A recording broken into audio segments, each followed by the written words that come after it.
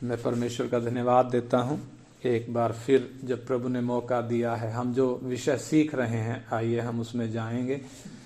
अब तक हमने यीशु मसीह की मृत्यु के तुरंत बाद में जो घटनाएं घटी उन 4 प्राकृतिक घटनाओं में से 3 के बारे में अध्ययन किया है, जिनमें सबसे पहली घटना में हमने देखा कि मंदिर का पर्दा ऊपर से नीचे तक फटकर 2 टुकड़े हो गया, जिसका मतलब है पापी मनुष्य के लिए पवित्र परमेश्वर का मार्ग खुल गया।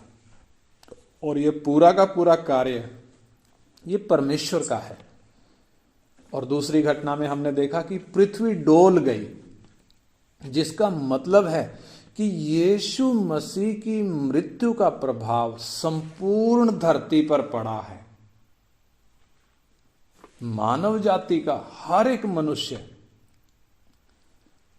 चाहे विश्वासी हो या अविश्वासी हो, हर एक मनुष्य पर यीशु की मृत्यु का प्रभाव पड़ा है। यानी जो पाप से मन फिराकर यीशु पर विश्वास करेगा उसके लिए अनंत जीवन, तथा जो विश्वास नहीं करेगा उसके लिए अनंत काल का न्याय रखा हुआ है, तय हो चुका है। यानी हर एक मनुष्य पर प्रभाव है। और तीसरी घटना में हमने देखा था कि चट्टानें तड़क गईं।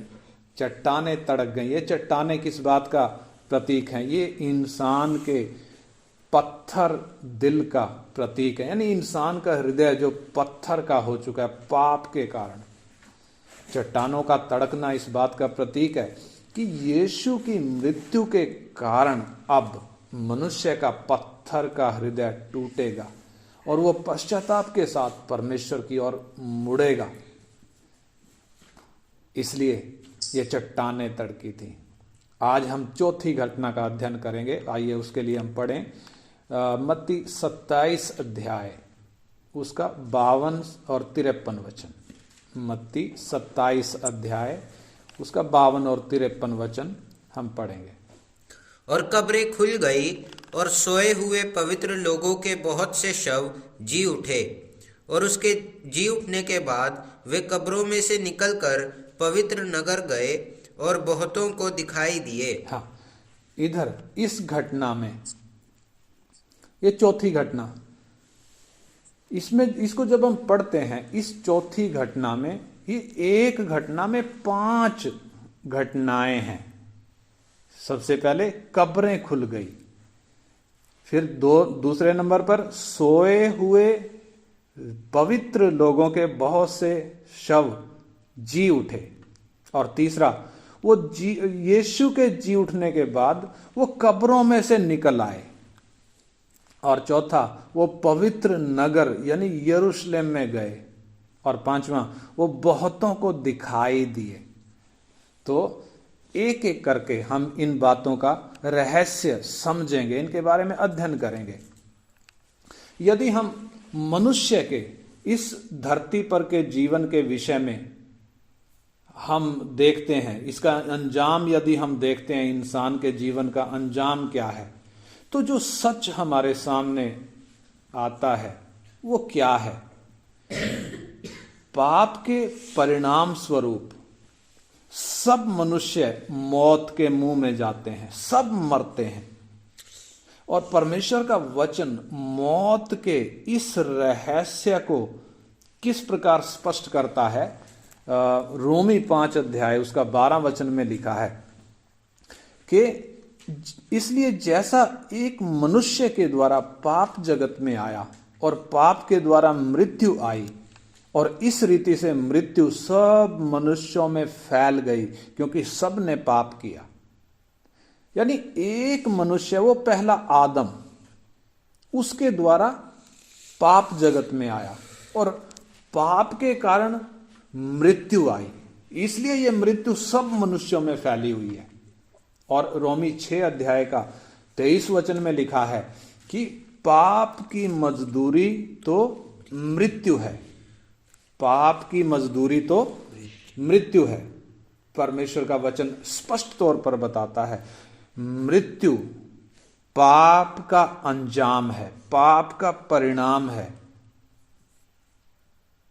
मृत्यु पाप के कारण है, इसलिए हर एक मरता है। चाहे मनुष्य कितना भी महान हो, कितना बलवान हो, कितना ज्ञानवान हो, कितना विद्वान हो, कितना बुद्धिमान हो, कितना पहलवान हो, कितना भी धूम मचाने वाला या हो हल्ला करने वाला हो, मृत्यु हर एक को खामोश कर देती है और वो एक लाश के रूप में गिर जाता है, जलाया जाता है या फिर कब्र में रखा जाता है और फिर लौटकर वापस नहीं आ सकता, क्योंकि उसके जीवन में पाप के कारण मौत को अधिकार है।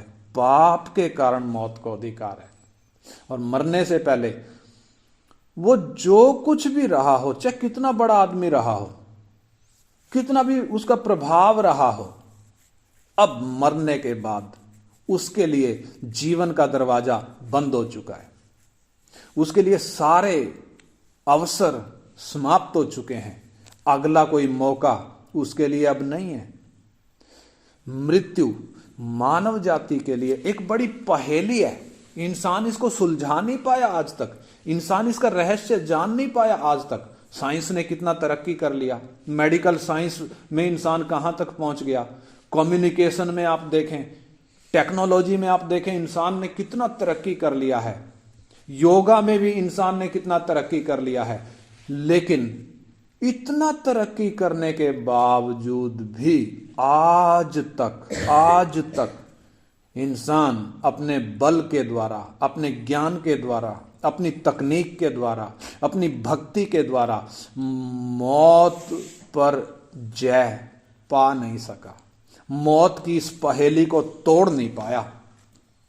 इसलिए चाहे छोटा हो या बड़ा हो, धनी हो चाहे कंगाल हो, पढ़ा लिखा हो या अनपढ़ हो, चाहे राजा हो चाहे रंक हो, चाहे स्त्री हो या पुरुष हो, चाहे आम व्यक्ति हो चाहे खास व्यक्ति हो, हर एक इंसान मौत के सामने बेबस है, हारा हुआ है, असहाय है। लेकिन यह घटना जो यीशु की मृत्यु के तुरंत बाद घटी, ये घटना हमें एक आशा देती है इंसान जाति को, जो मौत के सामने बेबस है, जो मौत के सामने पराजित है, उस मानव जाति को एक आशा दे रही है। क्यों आशा दे रही है? क्योंकि यीशु ने मौत के इस पहेली को, इस रहस्य को तोड़ डाला है। इसलिए ये घटना हमें आशा दे रही है कि पाप में मरा हुआ इंसान, बेशक शरीर में जिंदा है, लेकिन पाप में मरा हुआ इंसान अब यीशु के बलिदान के कारण वो मौत को हरा पाएगा और वो अनंत काल के जीवन में प्रवेश कर सकेगा। ये घटना, ये कब्रें खुलना और ये पवित्र लोगों के शव जी उठना, यानी ये घटना साबित करती है, इस बात को साबित करती है कि मनुष्य के बदले में यीशु रूपी निर्दोष मेमना वो क्रूस पर बलिदान हो गया और उसके बलिदान के कारण मनुष्य की जो सबसे बड़ी दुश्मन यानी मौत है, वो हार चुकी है। यीशु ने हमेशा के लिए मौत पर जय हासिल कर ली है। आदम की संतान यानी मनुष्य जाति, इसमें आज तक कोई भी मौत से बच नहीं पाया। इस मौत ने हर एक को निगल लिया। जब हम पुराने नियम के संतों को देखते हैं, यीशु मसीह के आने से पहले जिन्होंने परमेश्वर पर विश्वास किया, जो परमेश्वर की आज्ञाओं को मानकर चले, जिन्होंने विश्वास के द्वारा बलिदान चढ़ाए, उनकी आत्माएं जब वो उन्होंने अपनी दौड़ को पूरा किया, जब वो मर गए, उनकी आत्माएं इसी धरती में अधोलोक में विश्राम कर रही थी। यानी वो इस धरती को छोड़कर स्वर्ग में भी नहीं जा पाती थी। कारण पाप बेशक उनके ढांप दिए गए, परंतु मौत का अधिकार अभी भी टूटा नहीं था, इसलिए वो अधोलोक में थी। और जब यीशु ने क्रूस पर बलिदान दिया, उनके उस मौत के अधिकार को भी यीशु ने तोड़ डाला। यीशु ने बलिदान होकर, क्रूस की वेदी पर बलिदान होकर मौत के अधिकार को तोड़ा है। यही कारण है कि ये जो घटना हम देखते हैं, बहुत से पवित्र लोगों के शव जी उठे और जी उठने के बाद वो कब्रों से निकलकर बाहर आ गए। कब्रों से कब निकले? जब यीशु का पुनरुत्थान हुआ। यीशु के पुनरुत्थान के बाद इधर लिखा है वो कब्रों से निकलकर बाहर आ गए, क्योंकि यीशु ने ना केवल मौत के अधिकार को तोड़ा, बल्कि कब्र की ताकत को भी यीशु ने समाप्त कर दिया। यही कारण है कि कब्रें खुल गईं, वो उनको रोक नहीं पाई, वो कब्रों में से निकलकर बाहर आ गए। ना तो मौत ना तो कब्र उनको रोक पाई। यह है यीशु मसीह के उस बलिदान की वो ताकत। पाप के कारण इंसान के ऊपर जो मौत का अधिकार है, यीशु ने क्रूस पर उसके लिए पूरी कीमत चुका दी, पूरी कीमत चुका दी।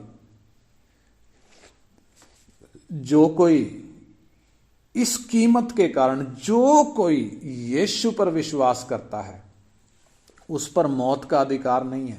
उसके विषय में लिखा है यूहन्ना 5 अध्याय उसका 24 वचन हम पढ़ते हैं। यूहन्ना 5 अध्याय उसका 24 वचन। जो इस यीशु पर विश्वास करता है, मैं तुमसे सच सच कहता हूँ, जो मेरा वचन सुनकर मेरे भेजने वाले पर विश्वास करता है, अनंत जीवन उसका है। उसका अनंत जीवन है और उस पर दंड की आज्ञा नहीं होती। उस पर दंड की आज्ञा नहीं होती, परंतु वह मृत्यु से पार होकर जीवन में प्रवेश कर चुका है। हाँ, परंतु वो मृत्यु से पार होकर जीवन में प्रवेश कर चुका है। कौन? जो यीशु पर विश्वास करता है, जो उसके वचन को स्वीकार करता है। क्यों पार हो चुका है? क्योंकि मौत का डंक यीशु ने तोड़ दिया, मौत के जबड़े को यीशु ने फाड़ दिया, मौत के अधिकार को यीशु ने तोड़ दिया।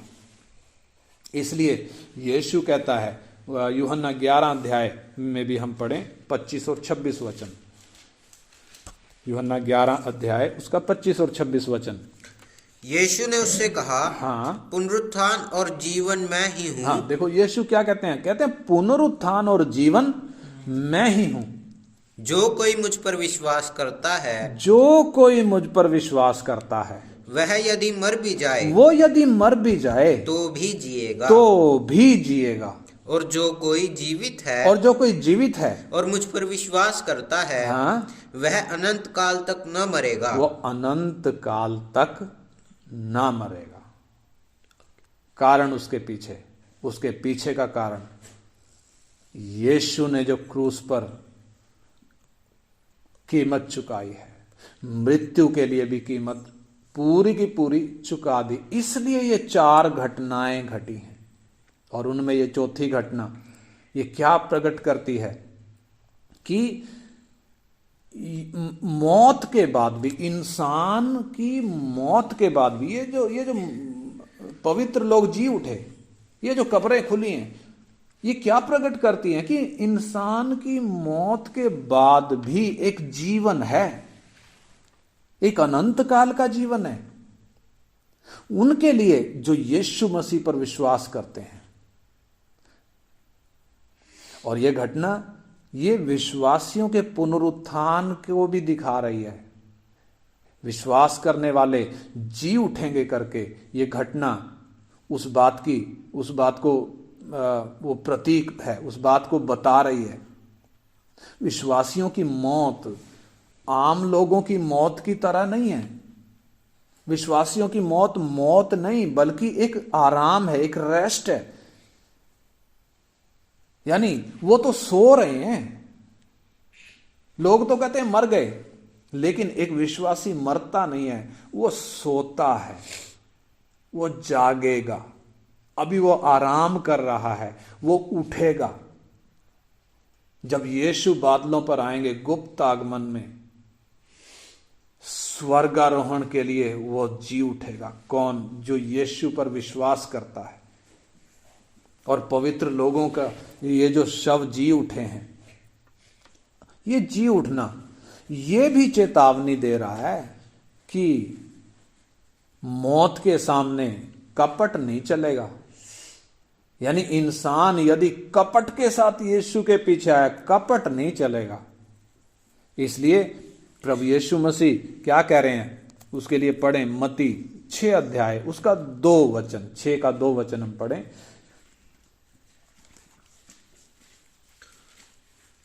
इसलिए जब तू दान करे तो अपने आगे तूर ही ना बजवा, जैसे कपटी सभाओं और गलियों में करते हैं, ताकि लोग उनकी बड़ाई करें। यानी यीशु क्या कह रहे हैं, तू कपट के साथ मेरे पास ना आ।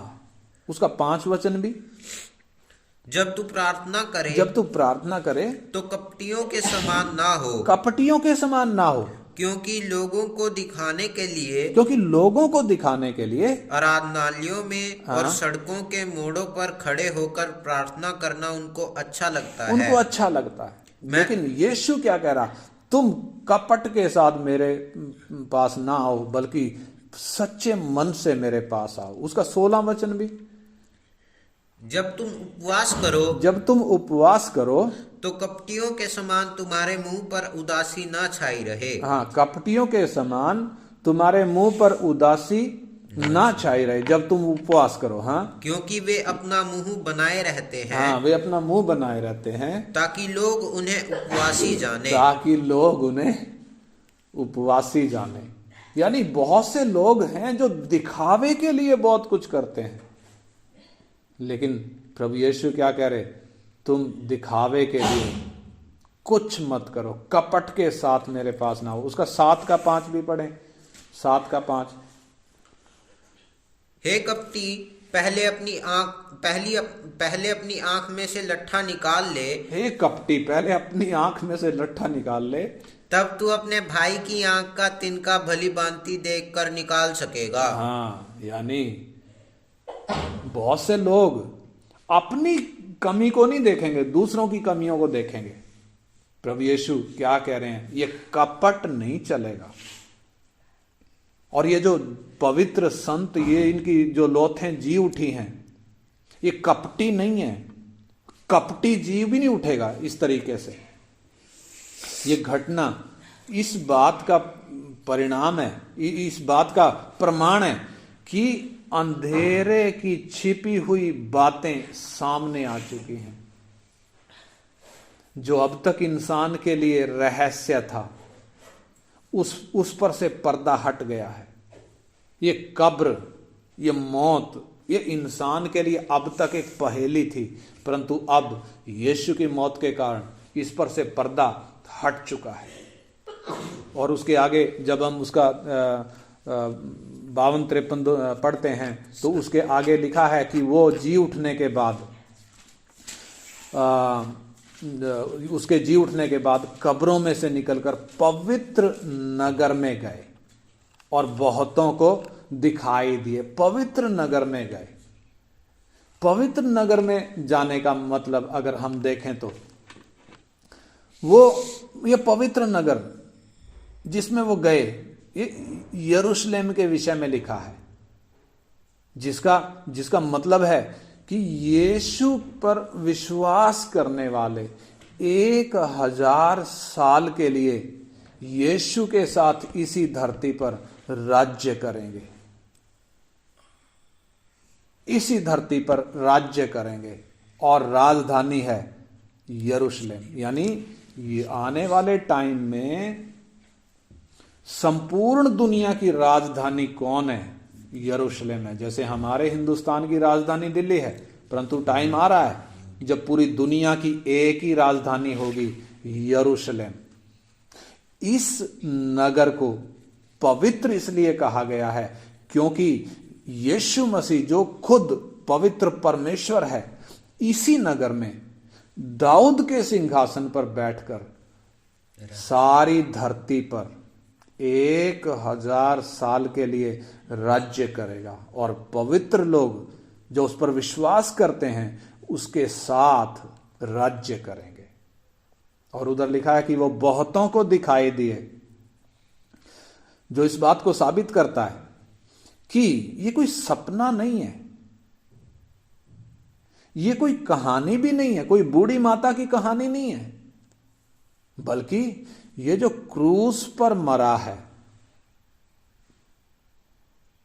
ये जो क्रूस पर चढ़ाया गया है, जिसकी मृत्यु के बाद ये प्राकृतिक घटनाएं घटी हैं, ये वही मसीहा है, वही जो वायदा किया गया मसीहा है, जिसके विषय में उत्पत्ति में परमेश्वर ने बोला था जब आदम ने पाप किया कि स्त्री का वंश आएगा। ये वही उद्धार करता है और उसी के द्वारा अनंत जीवन है। उसने क्रूस पर परमेश्वर के न्याय को पूरा कर दिया है। उसने क्रूस पर अपना प्राण देकर मौत के अधिकार को तोड़ दिया है, मौत के लिए पूरी कीमत चुकाकर मौत के अधिकार को तोड़ा है। इसलिए जब हम प्रकाशित वाक्य उसका 1 अध्याय 18 वचन पढ़ते हैं, यीशु मसीह कहता है, उसका 1 का 18, प्रकाशित वाक्य 1 का 18, प्रकाशित वाक्य 1 अध्याय का 18 वचन। मैं मर गया था। हाँ, यीशु कहते हैं मैं मर गया था और अब देख, हाँ, मैं युगानुयुग जीवता हूँ, हाँ, और मृत्यु और अधोलोक की कुंजियां मेरे ही पास है। मृत्यु और अधोलोक की कुंजियां इसी यीशु के पास है। यानी ये जो बहुतों को दिखाई दिए, ये इस बात को प्रमाणित कर रहे हैं कि ये कोई सपना नहीं है, ये कोई कल्पना भी नहीं है, ये कोई कहानी भी नहीं है, बल्कि ये यीशु ही वास्तव में वो मसीहा है, वो वायदा किया हुआ मसीहा। इसी के पास मौत और अधोलोक की कुंजियां हैं। इसलिए जब एक व्यक्ति इस यीशु पर विश्वास करता है, जब एक व्यक्ति इस यीशु को अपना जीवन अर्पण करता है, वह मौत से नहीं डरता, वह मौत को ललकारता है। क्या कहकर ललकारता है? 1 कुरिन्थी 15 अध्याय उसका 55 वचन से हम पढ़े। 1 कुरिन्थी 15 अध्याय का 55 से 57 तक पढ़ेंगे। हे मृत्यु, हे मृत्यु, तेरी जय कहाँ रही? तेरी जय कहाँ रही? हे मृत्यु, हाँ? तेरा डंक कहाँ रहा? हाँ, इधर क्या लिखा है? हे मृत्यु, तेरी जय कहाँ रही? और हे अधोलोक, इंग्लिश में ग्रेव लिखा है सेकंड में, हे अधोलोक, तेरा डंक कहाँ रहा? मृत्यु का डंक पाप है और पाप का बल व्यवस्था है। हाँ, परंतु परमेश्वर का धन्यवाद परमेश्वर का धन्यवाद हो जो हमारे प्रभु यीशु मसीह के द्वारा, जो हमारे प्रभु यीशु मसीह के द्वारा हमें जयवंत करता है, हमें मौत पर जयवंत करता है। इसलिए वो कहता है जो मुझ पर विश्वास करता है, यदि वो मर भी जाए तो भी जिएगा, और यदि जिंदा है और मुझ पर विश्वास करता है कभी नहीं मरेगा, अनंत काल तक नहीं मरेगा, मौत को नहीं देखेगा, वो मौत से पार होकर अनंत जीवन में प्रवेश कर चुका है। इसलिए पौलुस विश्वासियों की मृत्यु के बारे में बोल रहे हैं। 1 थिस्सलुनीकी 4 अध्याय का 13 वचन से जब हम पढ़ते हैं, 1 थिस्सलुनीकी 4 का 13 से, हे भाइयों, हे भाइयों, हम नहीं चाहते कि तुम उनके विषय में जो सोते हैं अज्ञानी रहो। ऐसा न हो कि तुम दूसरों के समान शोक करो जिन्हें आशा नहीं। क्योंकि यदि हम विश्वास करते हैं कि यीशु मरा और जी भी उठा, तो वैसे ही परमेश्वर उन्हें भी जो यीशु में सो गए हैं उसी के साथ ले आएगा। क्योंकि हम प्रभु के वचन के अनुसार तुमसे यह कहते हैं कि हम जो जीवित हैं और प्रभु के आने तक बचे रहेंगे, हाँ। सोए हुओं से कभी आगे ना बढ़ेंगे। हाँ। क्योंकि प्रभु आप ही स्वर्ग से उतरेगा। प्रभु आप ही स्वर्ग से उतरेगा। उस समय ललकार और प्रधान दूत का शब्द सुनाई देगा। और प्रधान दूत का शब्द सुनाई देगा। और परमेश्वर की तुरही फूंकी जाएगी। परमेश्वर की तुरही फूंकी जाएगी। और जो मसीह में मरे हैं वे पहले जी उठेंगे। तब हम जो जीवित और बचे रहेंगे उनके साथ बादलों पर उठा लिए जाएंगे कि हवा में प्रभु से मिलें। और इस रीति से हम सदा प्रभु के साथ रहेंगे। इस रीति से हम सदा किधर रहेंगे? प्रभु के साथ रहेंगे। क्यों? क्रूस पर यीशु ने मौत के लिए भी पूरी कीमत चुका दी है। अब मौत का अधिकार किस पर नहीं है? एक विश्वासी पर मौत का अधिकार नहीं है। यदि वो मर भी गया तो भी जिएगा। यीशु के आने के दिन में वो जिंदा होकर बादलों पर पहुंचेगा। पुनरुत्थान होकर वो स्वर्गारोहण में शामिल होगा। और इसके अलावा ये घटना जो घटी, ये घटना इस बात को भी याद करा रही है कि मौत के बाद, मौत के साथ अध्याय खत्म नहीं हुआ। मौत के साथ चैप्टर क्लोज नहीं हुआ है, क्योंकि सफेद सिंहासन का न्याय अभी बाकी है। यानी विश्वासियों के पुनरुत्थान के अलावा बाकी दुनिया, बाकी जितने भी लोग हैं अविश्वासी, सारे जो मरे, पहले आदम से लेकर अंतिम मनुष्य जो इस धरती पर आएगा, जगत के अंत में सबका पुनरुत्थान होगा। और उनमें से हर एक परमेश्वर के न्याय सिंहासन के सामने खड़े होंगे। हर एक खड़े होंगे। और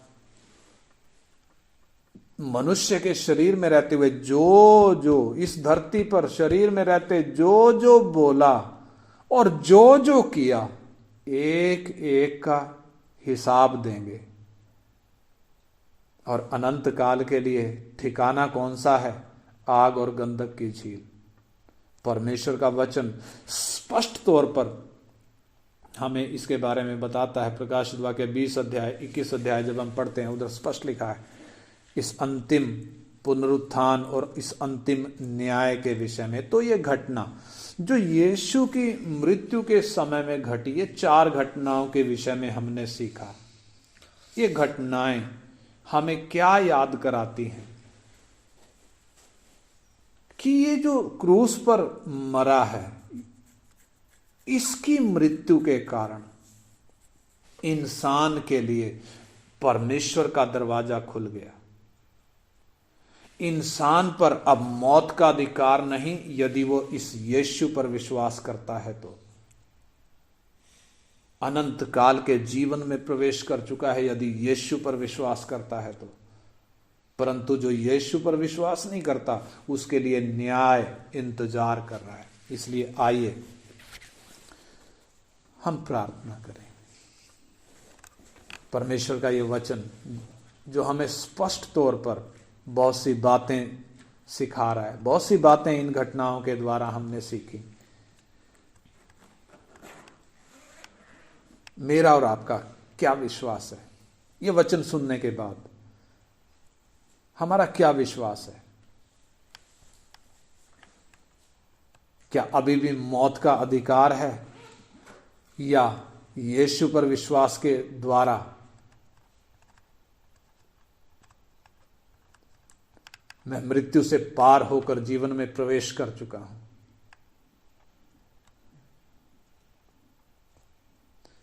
आसमान के नीचे धरती पर केवल एक ही है जिसकी मौत के समय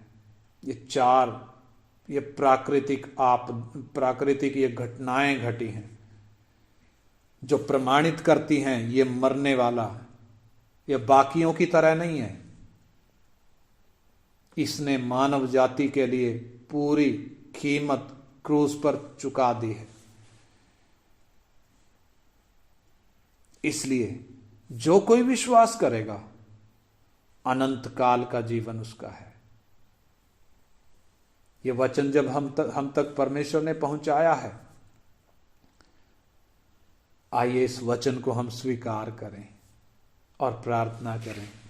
स्वर्गीय पिता, आपके पवित्र वचन के लिए धन्यवाद करते हैं। यह पवित्र वचन प्रभु हम एक एक के जीवन में कार्य करें। हर एक कान खुल जाए प्रभु, हर एक हृदय खुल जाए, हर एक समझ खुल जाए प्रभु, ताकि प्रभु आप पर विश्वास करने के द्वारा मौत के बंधनों से छूटकर, पाप की गुलामी से आजाद होकर प्रभु अनंत काल के जीवन में प्रवेश कर सके। आपके हाथ में प्रभु हम एक एक जीवन को सौंपते हैं।